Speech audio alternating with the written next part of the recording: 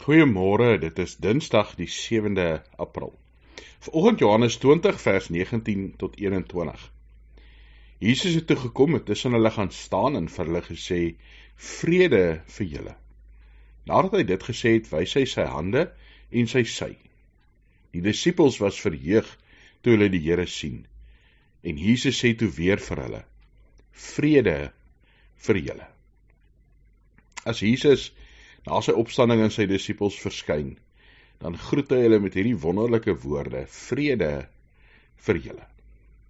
Ja, die vrede wat hy kom bewerk het, tussen hulle en God, tussen ons en God, omdat ons sonde vergewe is, omdat ons vrygespreek is, omdat God se genade oor ons uitgestort is en ons vir hom kan sê, Abba, ons Pa.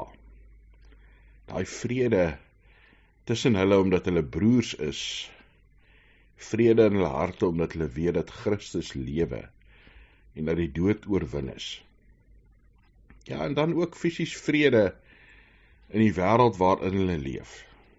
En ons weet dat dit met die disippels swaar gegaan het, dat hulle vervolg is, dat hulle nog steeds bang weggekruip het en totdat die Heilige Gees uitgestort is en toe met krag begin lewe en werk het. Ja, maar nog steeds die deure gesluit het. Mag God vir jou vrede gee. Vrede, dat jy weet, daar is 'n verhouding tussen jou en hom, dat jy God nie vrees nie, dat jy nie vir God wegkruip nie, maar dat God ook vir ons gebruik om vrede te bring in die wêreld rondom ons, tussen mense, en besonder ook die boodskap van vrede van Christus tussen mense en God, dat ons dit sal uitdra en sal deel. Hemelse Vader, dankie dat ons ontvangers kan wees van u vrede. Dit wat kom deur Christus se kruisdood en sy opstanding, sy offer vir ons. Dankie Here dat ons hierdie vrede nie net kan ontvang nie, maar ook kan gaan uitleef en gaan uitdra na ander mense. Ja, maak ons so getuies vir u.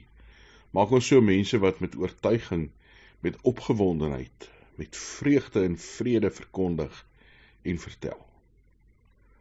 Dankie dat ons kan saam wees as gelowiges en dat ons kan saam bid en weet, Here, u hoor ons. U is by ons. Ons dra mekaar nie op.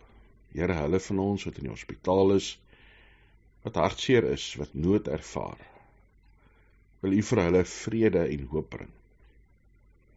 Ons bid, Here, vir hulle wat bekommerd is oor vandag en oor môre, oor wat die toekoms inhou, vir 'n wêreld wat gebuk gaan onder oorloë en onrus en onverdraagsaamheid.